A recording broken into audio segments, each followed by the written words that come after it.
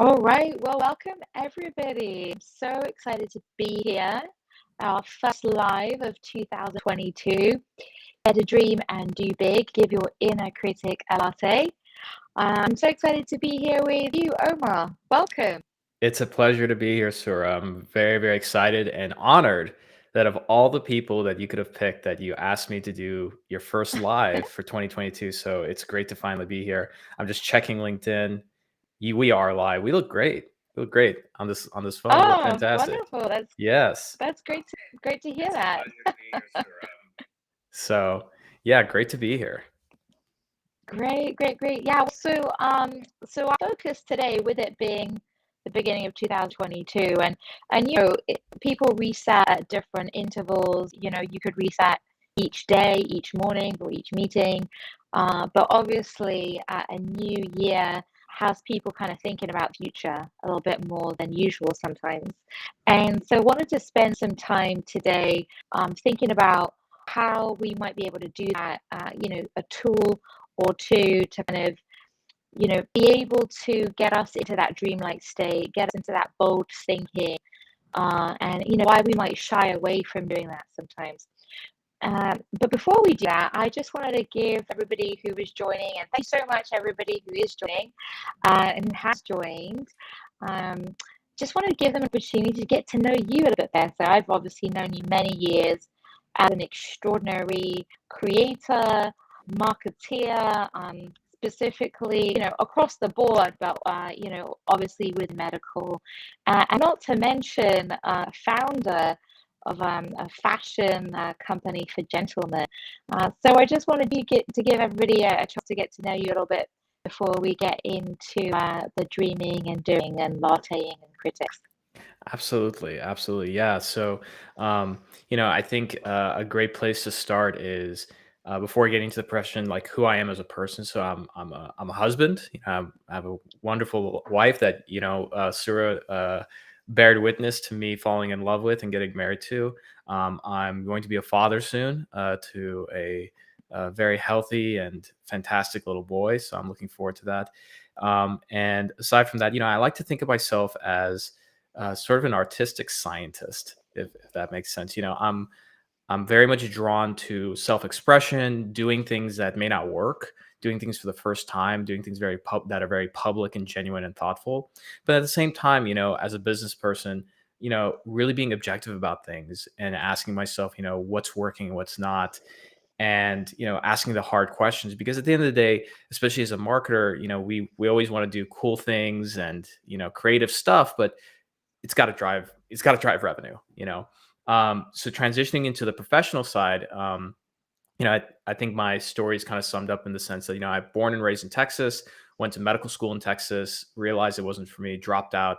This was about 10 years ago. Started off a career in sales, did door-to-door sales, and found my way into surgical robotics. And for the last 10 years, I've really focused on marketing and demand generation for high tech, first of its kind technology. So surgical robotics, AI, predictive health. Most recently, I was in SaaS.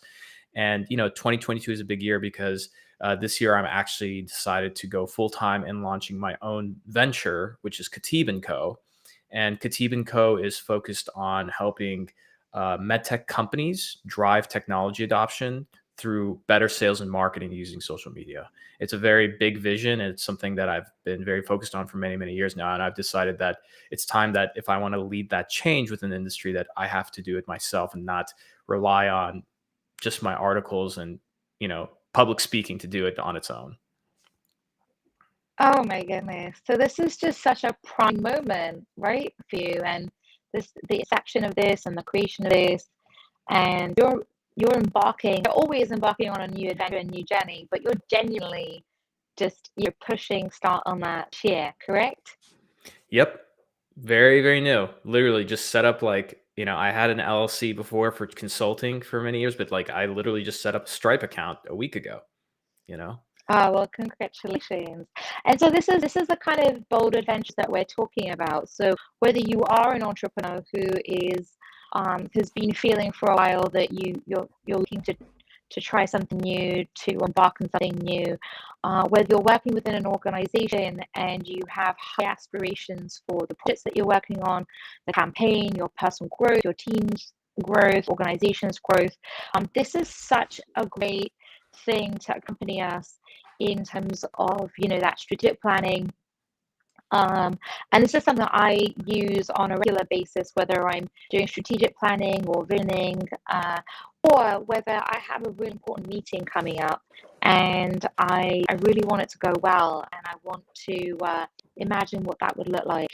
And so I use this technique to kind of get into that. And I know you and I have played a lot with this as well, Yes. with a lot of fun, actually. Oh yeah. Well, a lot of fun, but it's also very, very effective for me. And I think the biggest thing for me that I've learned from you through the process of creativity and innovation is that the idea of just like being vulnerable, taking action more importantly. And I think that's such an important thing. I mean, for me, I just started my company not too long ago, and I was able to successfully sell enrollment for a product that I've yet to create because people believe in it and they wanted to try it. And I think a lot of people, they wait too long to try and have everything perfect and all the pieces set. And sometimes you have to be sort of brave and just kind of put your best foot forward and kind of go from there. Yeah, absolutely. So I think it's really exciting to have this premise of putting your best foot forward and going for things.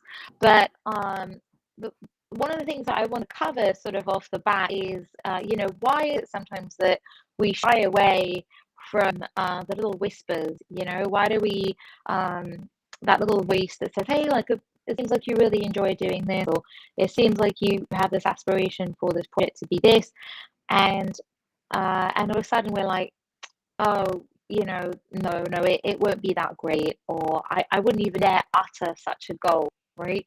And so that's why I've titled this The Inner Critic, and giving it a latte or a chamomile tea or beverage, just for a moment to give yourself some space to really explore what it is they're excited about.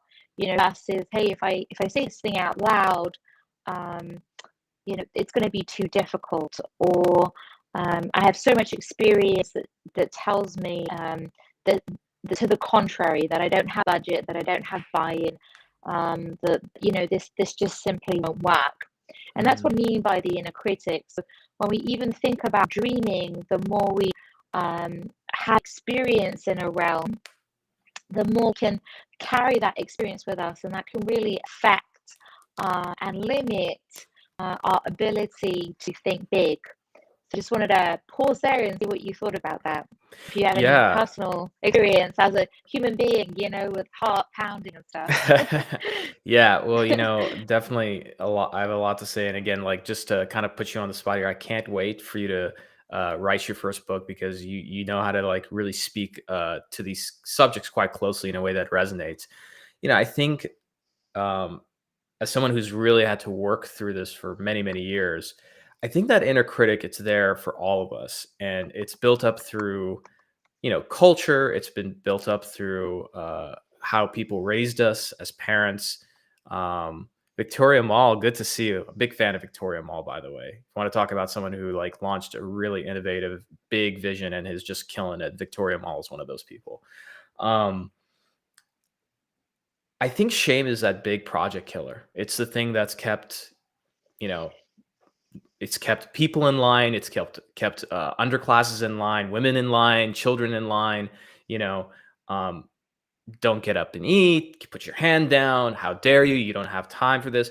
And I think that because, especially in the first world, we're so used to this that rather than experiencing that ourselves, we do it. Experiencing that in real life from another person, we just do it ourselves.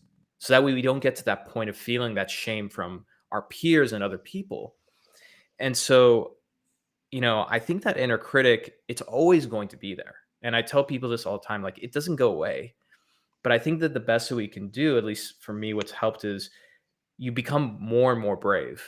I love public speaking. Look, I love getting on live streams. Like you and I just barely prepped for this a few minutes ago. You asked me last night if I wanted to do this. I was still afraid to do this. I still got nervous. I was like, if I say something wrong, but that doesn't bother me anymore because I've spent so many years building up the courage and bravery and excitement and confidence that just outweighs that every single time. And I think that's where it really starts. And I think, giving a critic a latte is a really good way to put it, because it's always going to be there. And sometimes we have to, I think the most important conversation that we're going to have is a conversation with ourselves to say, yeah, you know what? Maybe it won't work. Maybe it will do this or that. But what if it does? And I think, you taught me this, which was mental contrasting, which, yes, we do a great job of weighing out what might go wrong, but you have to weigh that out with, well, what if it goes right? What if all these things happen? And I think like last, just to kind of sort of pull this full circle, last Thursday, I did a webinar for the very first time on my own. And in the first time I was pitching a product, like I literally on a whiteboard, like, hey, I'm selling this training. This is what it is. And I remember I never felt so nervous. It's been a long time since I felt nervous. I felt nervous doing that. And even saying how much it would cost. And in my head, I'm like, why would anybody buy this? I don't even have a website. I don't have any of these things. Guess what? 3 people enrolled in that course live. And it wasn't a cheap course either, so I think. Congratulations. That's wonderful. Thank you. Yeah. So I think the big thing is when you have that inner critic, how do you take action in a way that starts to silence it? And that doesn't mean you take action in the hopes that something goes right. It's just the fact of taking action. It's just like, oh, that wasn't so bad. I'm still alive. Right. Yeah, you're still alive. You're still alive. I love that you say that. And again, congratulations on selling already some of this course that's to be created. That's super exciting. So you knew that you were going to create this course and you did it anyway. And so we're going to backtrack because there might be some things that we don't even know yet that is in us that we want to do, because it's such it's such soft whisper, we're not even at the point of even able to vocalize it or give it any breath or some space. And creativity and innovation, this is the moment where we nurture the idea to see the potential of what it can be. Will it be a weed, or will it grow to be this magnificent tree, this oak tree? And then only in nurturing it and giving it the space to grow, are we able to kind of later on step back and say, yes, this is something that we wish to pursue. This is in alignment strategically, or actually, no, this, do not pass go, do not collect 200. Mm-hmm. So how do we, and the thing, as we mentioned, is that, when in a kid-like mindset, if you've ever, you're about to have a son, and I'm sure that you've been, you were a kid once, I'm sure, and still am. There's just this, still am, right? Yeah, and there's just there's no sense of what can't be done. There's no sense of experience or limitations or budgets. It's just, why not? Let's get a ladder and we can climb it to go to the moon. That it just. That's what we're doing. But as we become adults, we gain some really great skills, and that's probably what's kept me alive. I'm sure it's kept you alive. And so with that, we've got the experience of if you put a ladder in the air, then it's probably going to fall, and you're probably going to break your legs, and you might hit somebody, and then there might be a lawsuit, and you might get a splinter in your finger. So don't even think about a ladder. Yeah. So as adults, we suddenly have, and the more expertise, like you've been in medical for how many years, the more expertise that I have in an area, the more that I bring that luggage with me, for every kind of new venture, and I think it's going to help Absolutely. me. But in innovation and in creativity and in creating anything in life, that can actually hinder us, and that's kind of what we're here to explore today is how do we push pause on our expertise and give that space for that childlike mindset. Because if you think of anything that you've now thought of as commonplace, I'm always so excited that my grocery can be delivered to me in an hour. That just baffles me to no end. Or that there is a possibility that I could live somewhere on the other side of the world and not get killed, but through Airbnb, for example, and all of these things we now take for granted, but at some place they seemed absurd or ridiculous. So how do we tap in that for ourselves. That thing that later on, when this thing is success and everyone's looking at you and saying, "Well, of course Omar was going to do that, right?" Yeah. But it isn't, right? Yeah, I think, Airbnb is a great example because, like, when the founders are coming up with it, I think Chris Sacca, the investor who admitted this, he went and told them while they had Y Combinator, "Hey guys, like, I don't think you should do this. Like, someone's gonna get killed or raped in one of these, Airbnbs, and the blood's gonna be on your hands. Like, you should not do this. Like, there's always gonna be people, and I think that when it comes to pursuing something new, I mean, and it doesn't have to be that crazy. I mean, you're in a company, you decide, hey, we're going to try this new approach to marketing. You know, the world never makes sense until it does. And, things that never worked before never work until one day that they do. And I think it's because when we look at, if a critic, whether it's ourselves or somebody else, when we look at something, we're thinking about the 4 or 5 different ways that it's not going to work. Except there's a sixth way that's not within our framework or our mental models that actually does make it work. And it only makes sense when you look back in time. I mean, look, Airbnb being a Hmm. success is one. I mean, this is more of a controversial one, but like, Donald Trump winning the 2016 election, there is 50, 60, 100 ways why that would not happen, except there was one reason why it did. And looking backwards, it made a lot of sense as to why, you know? And so I think that's the one thing that we have to keep in mind. And, you know, innovation is not supposed to be easy. It's like whether you believe in God or the universe, when you create a new venture, or you try something different, it's not supposed to work the first time. And including a human being, like when you're born, you're not supposed to like just walk out of your mother's womb and walk perfectly and everything.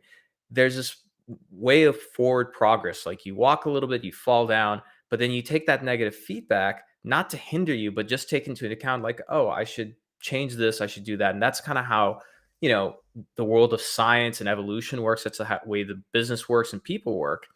And we have to do that same thing.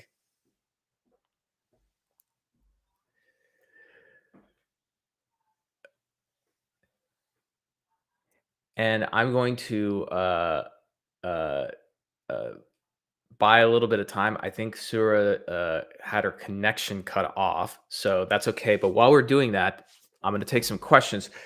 So Sakura Pickett says not to be that attendee, but psychology speaks of the inner critic as a safety mechanism. Giving it a latte is a great way to push past that and embrace the change and spontaneity. Yeah, absolutely. I mean, look, I would say that evolutionary psychology exists for a reason, to your point.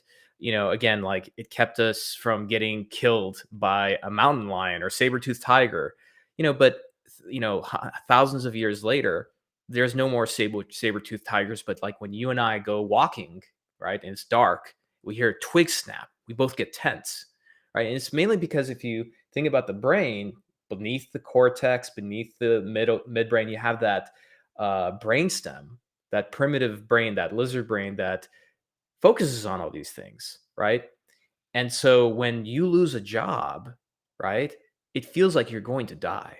Even though you lost your job, you live in the United States. This is the most safe and wealthy country in the world, but it feels that way because from an evolutionary psychology standpoint, our brain did not evolve to take in that kind of change, right? And so that's why I think mindfulness and managing one's psychology has become so much more important because with all these technologies and things coming forward, we have to be able to manage ourselves and how we feel about those things. Let me see. I'm gonna text Sura because I'm sure Sura is freaking out right now because she got kicked off. But I'm gonna tell her that hey, all good. I'm entertaining everybody.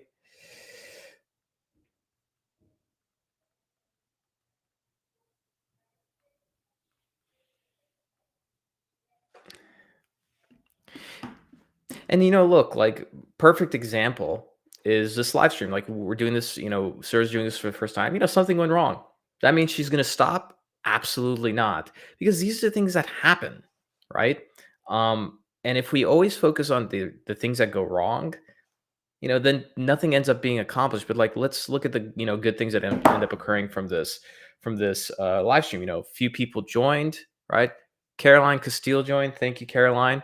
So there's different people being exposed to these things, right? I mean, look, we're literally on a live stream. Something went wrong. The host got disconnected, right? But these things happen.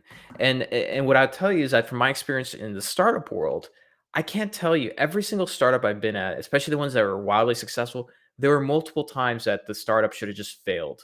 Right. And when you're in those moments, you're like, this is not going to work. Like, this is just going to fold.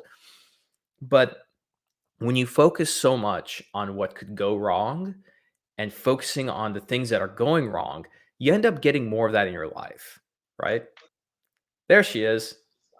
You're back. I did it. Hey, look, you Hey. can ask the audience. I did a great. Well, for whatever it's worth, your sound quality and video quality has improved. So like, look, something that was a negative turned out to be a positive. And my point was that this is life. This is like, This look, is life. This is yeah, and life. I'm not a particularly, I don't consider myself religious in the sense of religion. Oh, and she just got kicked off again. I spoke too soon. But what I was going to mention was that, when negative things happen, you try something new and it blows up in your face, right? Sometimes looking at that is, as a negative event is the wrong way of looking at it, right? Sometimes you can reframe things. I think the power of reframing is really important. Perfect example of it. I mean, we can think about it in the sense of a startup or business, but simple exercise that when you're driving and let's say you miss a turn, we all do the same thing. We get pissed, we start cursing, but instead ask yourself, you know what? I missed that exit. It's going to take me an extra 5 or 10 minutes. Maybe that was a signal I'm rushing and I'm going to get in an accident. Maybe that extra time I can listen to some podcast. And she's back. Hey. Oh my goodness. This is so much fun. Welcome to the world of live streaming. But Welcome to the world of live streaming. But just to catch you up, I mean, what I was telling everyone, sir, is that like, look, like this is your first live stream. Shit happens. Something went wrong. But you take those little things that went wrong into account to adjust so that the next one gets better, so on and so forth. Right? It's just like a baby walking. Exactly. Like, my kid's born. Exactly. Yeah, he's gonna fall down when he starts walking. I'm not gonna look at him and be like, just you should not walk anymore. Don't worry about it. Yeah, don't bother walking for the rest of your life. Absolutely. Exactly. Yeah. Exactly. Yeah. Well, Omar, I'm so grateful that you're here, like in so many ways.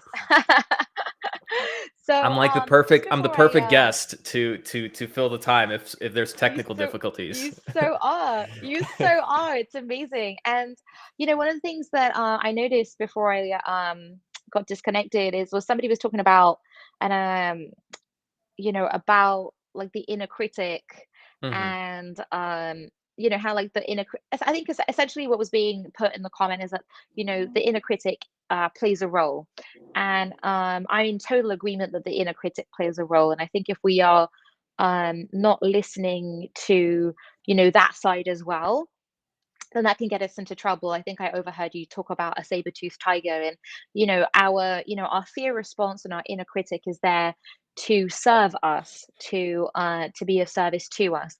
But the I think the invitation here is not that we ignore our inner critic, but it really simply is, can we just take a moment where our inner critic isn't quite as loud, because it's generally there on a hyperloop, trying to keep us safe.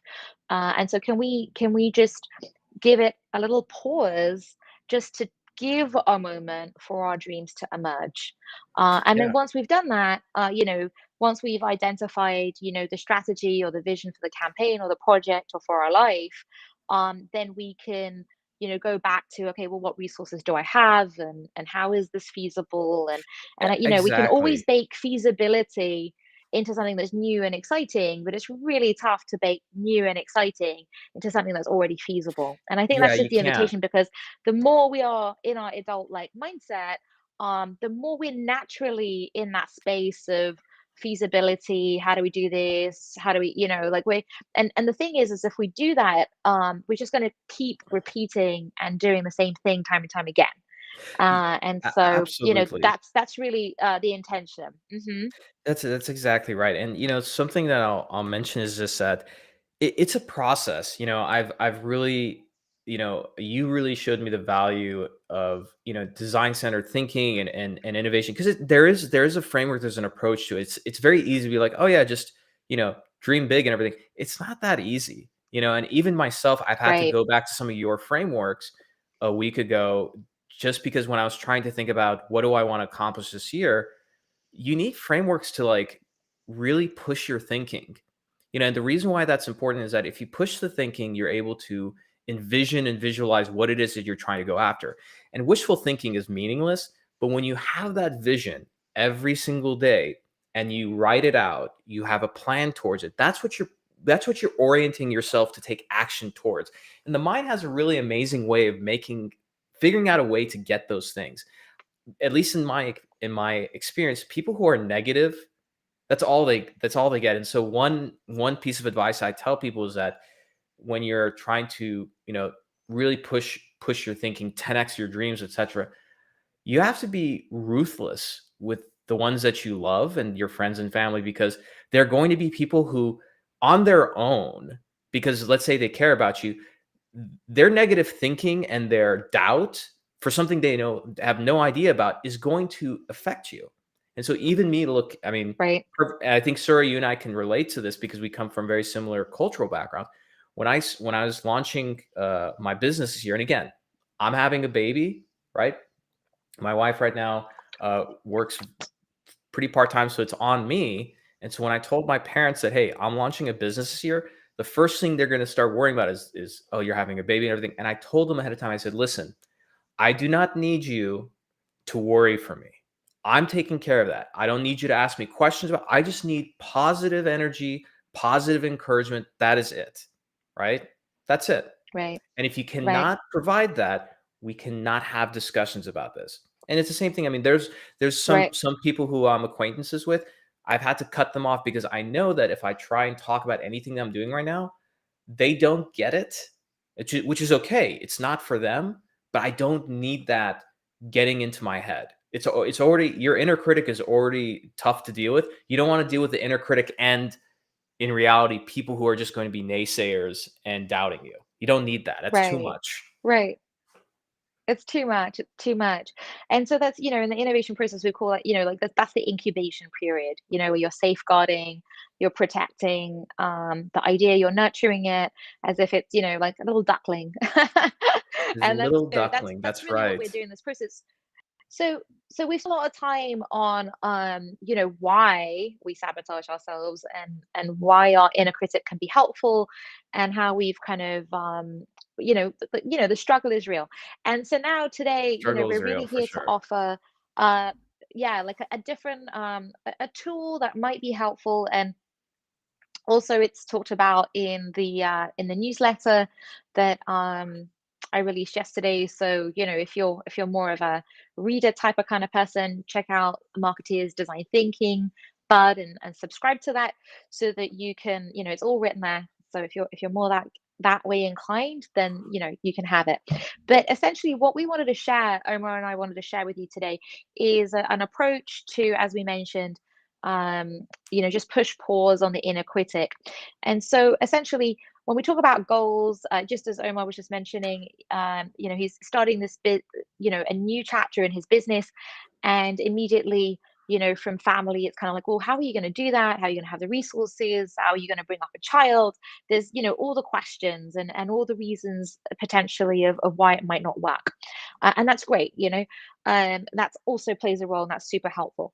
But what we discovered, and actually this really great guy, if you haven't heard of him, I definitely invite you to check him out. His name's Kyle Cease, and he's a transformation coach. He's absolutely amazing. He came up with this technique called Kalegoing. And the reason it's called that is his name is Kyle and his best friend is called Diego. And they did like a mashup of their two names to create this technique. And the story goes a little something like this: is that he was on his way to an audition He was a comedian at the time before he became a personal transformation coach, and he was on his way to this audition, and he was feeling really nervous. And so he started chatting to his friend as if the audition had already happened. And he started chatting to his friend and telling his friend about how great that audition went and how successful it was, and the jokes that he told and the responses that people were giving him. And before long, he was just feeling like super revved up before his audition. And then he went into the audition and he did amazing. Like he didn't actually get the role, but he still did amazing. And so from that was the discovery that if we tap into storytelling, if we can tell a story of what's happened as if it already has happened, the brain doesn't actually know any difference. So all Ah, of a sudden, the brain is going to be having the same experiences as if this thing has really happened. And its connection making ability, its ability to find resources to actually make that a reality also starts to get engaged.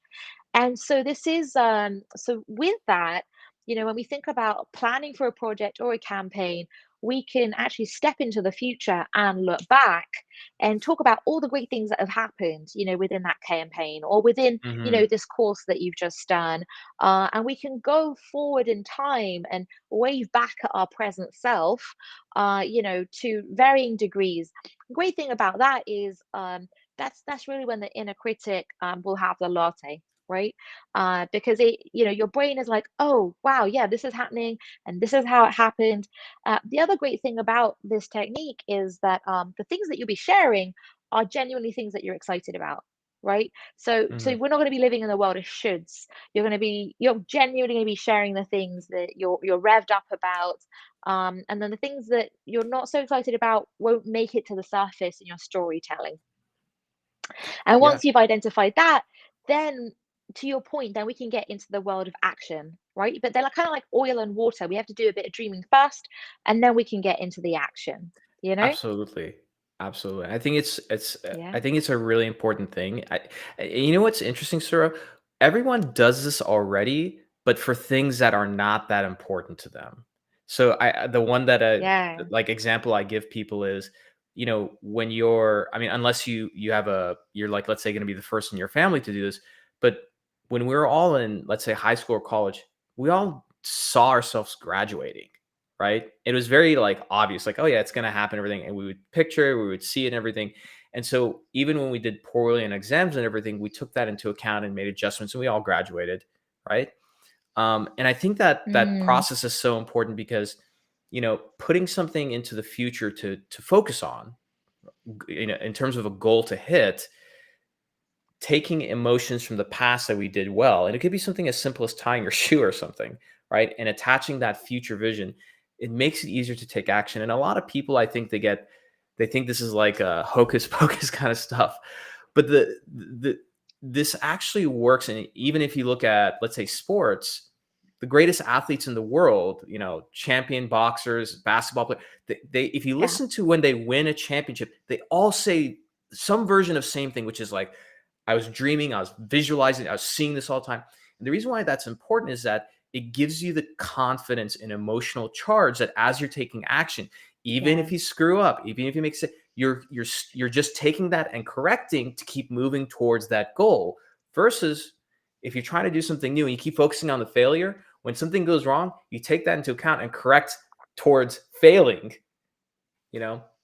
And it's kind of like you set yourself up Yes. to fail from the beginning. Right, right. I'm curious, have you seen the new movie King Richard with Will Smith No, is it about good? Serena and Venus Williams? Oh, it's No, this I have not seen manifested over that. a lifetime. Really? Oh, It's called it's King so Richard? incredible. I'd highly recommend it. King Richard, yeah, Will Smith, and he plays the role of the dad of Venus Williams and Serena Williams, and it's exactly what you're expressing. I'm Um, definitely watching that. so why don't we Oh, it's so good. Why don't we give this a shot? Like, why don't we play with this a little bit? And Okay. for those of you who have tuned in, or maybe those of you who are watching this later, the the the the simple steps is to go at some point into the future. It could be tomorrow, it could be in an hour, it could be in 3 months, and start telling the story of all the great things that have happened, all the things that you've experienced, how you've been feeling. And that's really the way to start living into some of that dreaming. And once you've done that, then you can get into the doing. So Omar and I are going to give this a go. I'm just being cognizant of time. Maybe we'll take a minute each, Omar, to play with it. So how far in the future would you like to go? Uh, that's a great.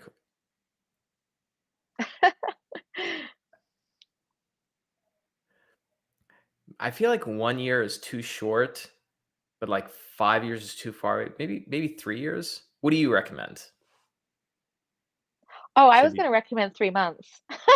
Oh, 3 months. Okay, 3 months.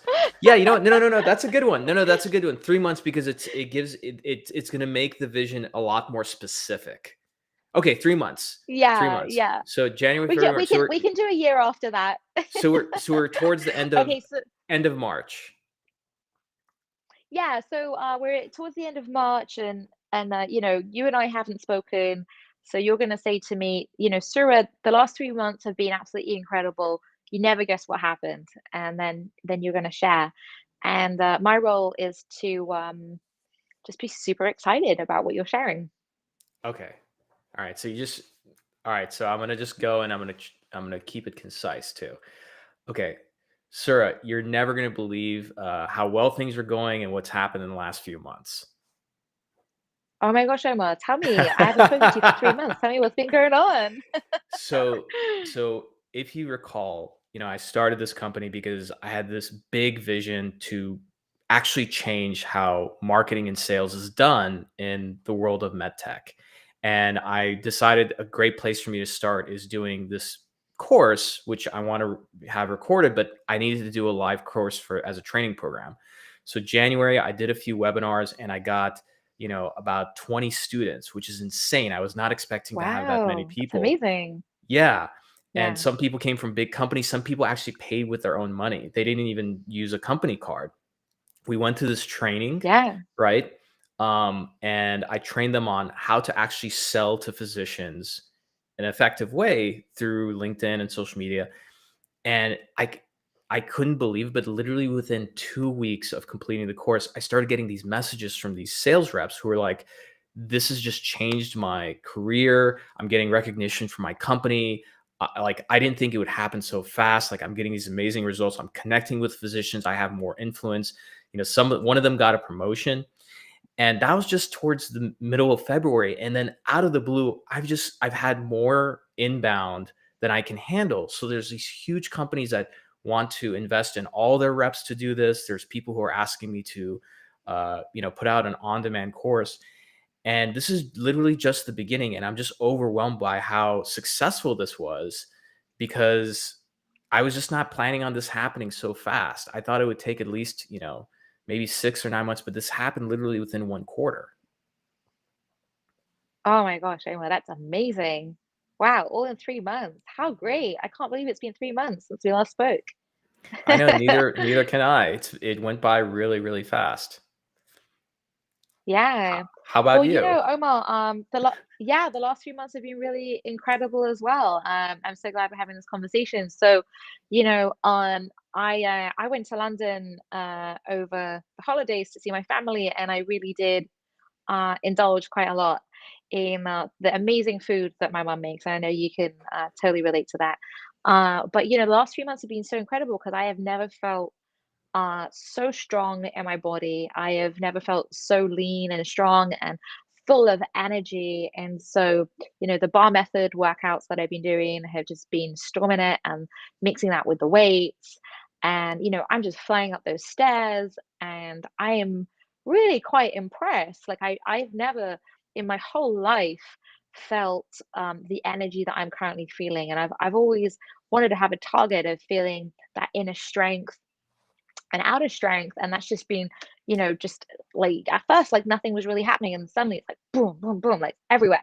And so that just feels really great. And so my mind feels really clear, and I just have so much energy to work on the projects that I'm currently working on.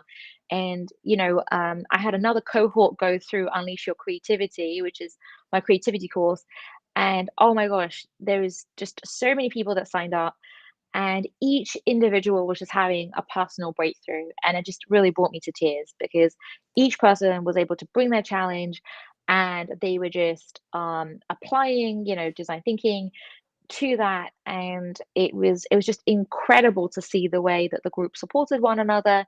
And it was just like people from all around the world had been joining, and so you just had like this whole pot of really cool eclectic people melding together, some in companies, some individuals, and they were just bringing their heart, the challenges that really mattered to them. And by the end of it, there was this massive presentation, and we did a like graduation. And I'm just so excited because now they're sharing it with their friends and with their family, and it's affecting their personal life as well as their professional life. So I could not be happier with and it's only been 3 months. It's so amazing. That's amazing. That's amazing. And how do you feel like every morning that you're getting up in this with these kind of results? You must feel really good. I'm just so pumped, like I can barely get myself to sleep. And Same I do here. because I'm going. I hate going to Yeah. I'm like a kid again. I hate going to bed now. Yeah, you just like can't wait to wake back up again. And oh, and I've got back into my reading. I know that you're a voracious reader, but I've been reading a book a week, and that's been really amazing. And so I just now I think about the characters. I've also been getting back into my fictions, so I think about the characters when I'm doing other things, and it's just such a joy to read again. And I'm also reading things that are creating my personal growth. So I am so excited that that has become, a part of my ritual again. That's awesome. That's awesome to hear. I'm really, really happy for you. Yeah. And so Omar, so we'll pause for a moment. So what you've just witnessed with us is us going back and forth. We did it 3 months into the future, but we can um, after that we could totally go like a year into the future, and then go 3 years into the future. And then the benefit of doing it with a buddy is that you get to kind of like supercharge somebody else's story. Mm. So, taking like the strands of what somebody shared, and actually like turning the volume up on that, right? Right, Omar?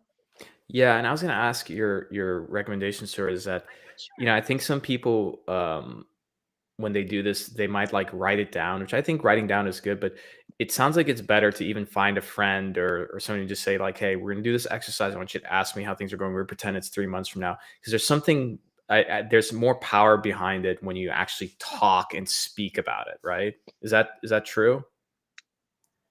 Yeah, it is actually. It's like it's kind of similar. You can do it with writing, and people do process in different ways. And but the act of me expressing something to you, I mean, you could do this in front of a mirror and be super animated, but it's all about really feeling what you're saying. And there's something, so you could do it to a mirror. You can do it by yourself. You don't have to be limited to waiting to schedule something with somebody. But there is the act of exchanging energy, and that's kind of what gives this power. Because like I personally felt very excited as I was sharing the story, and I could hear your excitement. And so to be able to schedule that time and just sort of set the parameters, maybe you're going to chat for 5 minutes about what's been happening, I'm going to chat for 5 minutes, and that's the reboot for the week. Or maybe we're about to kick off a project, and we've done all the groundwork and stuff like that, and then we give each other 5 minutes each, and just kind of go back and forth. And such a worthy investment having that energy exchange. Absolutely. Absolutely. Yeah, and I think and Yeah, and yeah. and do you recommend if you do this as a buddy system, do you recommend like doing this at the start of each week, like with another entrepreneur or a peer and doing it, let's say every Monday? Do it once a week? Do you do it once a month? What do you I recommend? love that. Do you wanna schedule that, Omar? Yeah.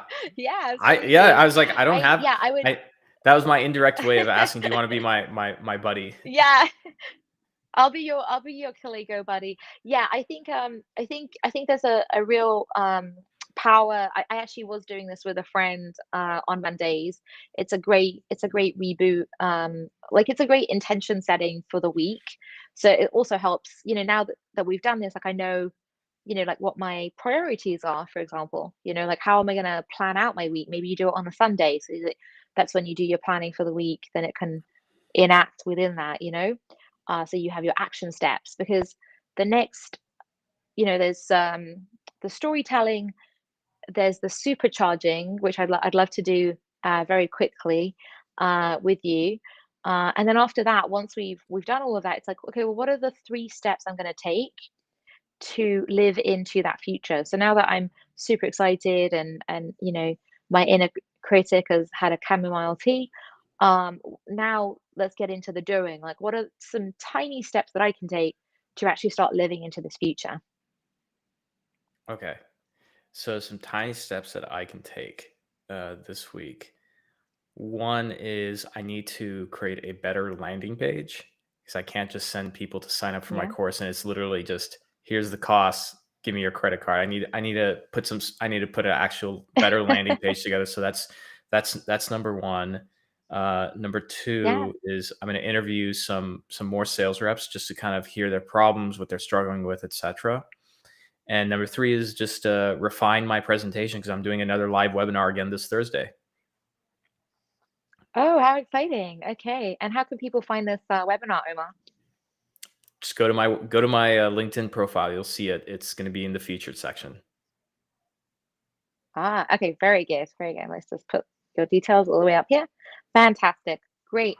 So yeah, so the tiny steps. So then, for those of you that are like, oh, I would really like to try this out, I would recommend checking out the step-by-step process in the newsletter, which is the Marketeers Design Thinking Bud, just here. Great And newsletter, for by the way. me, my tiny I'm steps. subscribed. Oh, thank you so much. Yeah, for me, my tiny steps are to, just to continue with my workout regime. So, on a daily level. And my other one is to get my supplements, which I have not been taking. Um, they're in the cupboard. They're looking very nice at me, but I actually need to start taking them. And then the other one for the course is I'm in the process of actually creating a mini course for the course. So Hmm, I'm going to be doing some designing this week, which I'm super excited about. And that nice. is that. Yeah. Well, Omar, I'm so thrilled. I'm so thrilled that you're here. I'm so thrilled that we're going to become Caligo buddies with one another. Me too. And yeah, and thank you so much for filling in as well, and Yeah. just being really I'm, extraordinary when everything is what technology is. it Sometimes happens. unpredictable, sometimes super helpful. Exactly. It Yeah. happens. Well, thank you everybody for joining, and please, as you do this, if and when you have, don't hesitate to reach out. And if you actually like to do this directly with me, let me know. I'm very excited to support you in your journey. All right. Thanks so much.